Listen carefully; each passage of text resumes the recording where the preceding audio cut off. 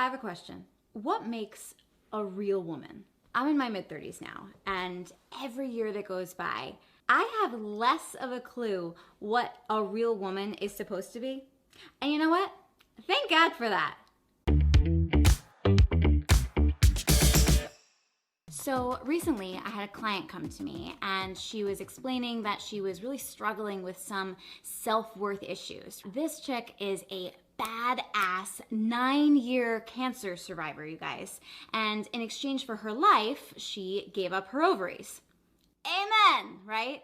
She's telling me that she really wants to get back on the dating train, but she's scared because the last time she told someone about what happened and that she's missing her ovaries and she can't have kids, they said to her, "You're not a real woman. Bye." So I'm gonna save you guys from all of the cursing of his poor, pathetic soul that I did. But here's the thing. For my entire life, I've been trying to live up to what a real woman is supposed to be. And guess what? I'm freaking tired. Anyone else feel that way? We're damned if we do, we're damned if we don't. Ugh.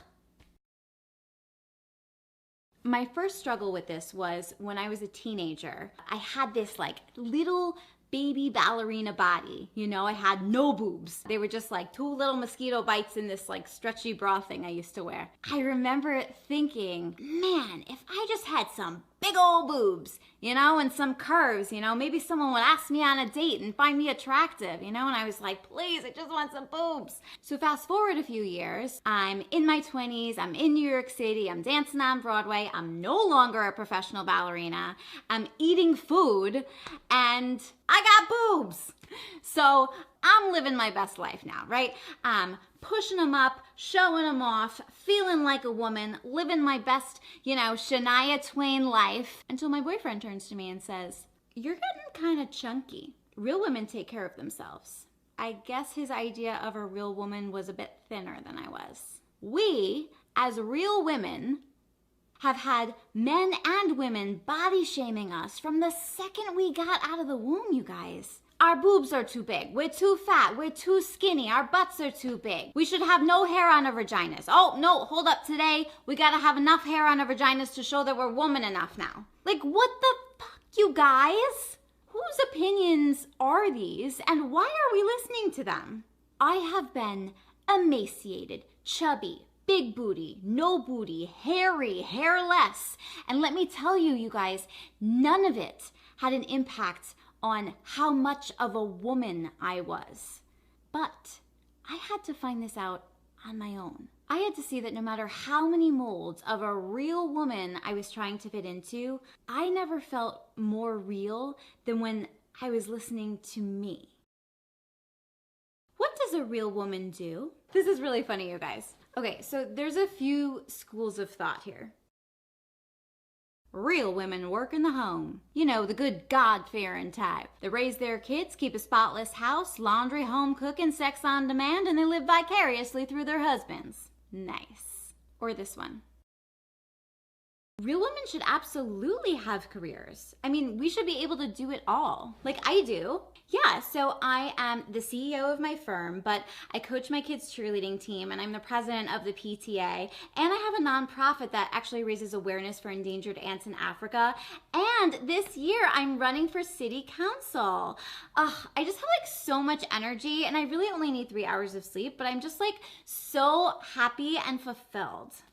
Okay, so first of all, it doesn't make you more or less of a real woman if you stay at home and raise your babies, or if you're this like powerhouse executive. Both paths are incredible. Both paths are freaking hard. Again, it's like we're damned if we do and we're damned if we don't. If you stay at home and raise your family, you get this. I don't know how you do it. Like, I would go crazy if I didn't have my career.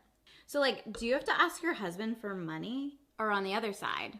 Wow, you work and you have kids? Oh, they must miss you so much. Like, they have to go to daycare? Poor things. Let's get one thing straight. We're not less of a real woman because we chose to have a bangin' ass career. And we're not more of a real woman because we stayed home to raise our babes. Side note, no woman can do it all, be it all, have it all without help. If you think that she is doing it all with no sacrifice, you're clearly only looking at her beautiful blush-tinted Instagram, because the photos that you're not seeing are of her laying on the bathroom floor, crying her eyeballs out, and eating Xanax for breakfast because she doesn't know how she's gonna get it all done in one day. Sometimes we have to remember that real women are human. Real women are the women that dream big. They ask for help and they don't apologize for their imperfections. That's the kind of woman I want to grow up to be. So pretty much for the history of humanity, a woman's worth was based off of how fertile she was. How many sons can she bear me? What? I don't know, dude. Why don't I just do some handstands with a turkey baster up my chooch 24/7 and we'll figure it out. And while I'm at it, I'll just have a little chat with my ovaries and let them know daddy only wants boys. Okay, so let's put this into more present times, okay? 50 years ago, the average woman had 5 children. 5! Now, if you dreamed of having 5 children, I could not be happier for you. But if you're popping these things out like gumballs just because you think that's what real women do and you're doing some strange baby making contest, we gotta have a talk, girl. Now, a lot of people ask when Colt and I are gonna have babies. And honestly, it's a natural question. Nosy, but I can tell when it's coming from a place of love and like, we are so secure with what we see and want for our future, so as long as it's coming from a place of love, I never take offense to it. What I have noticed, though, is an uptick in women specifically saying the following. Wow, you guys have been together for so long. I assume you can't have kids because you haven't had them yet.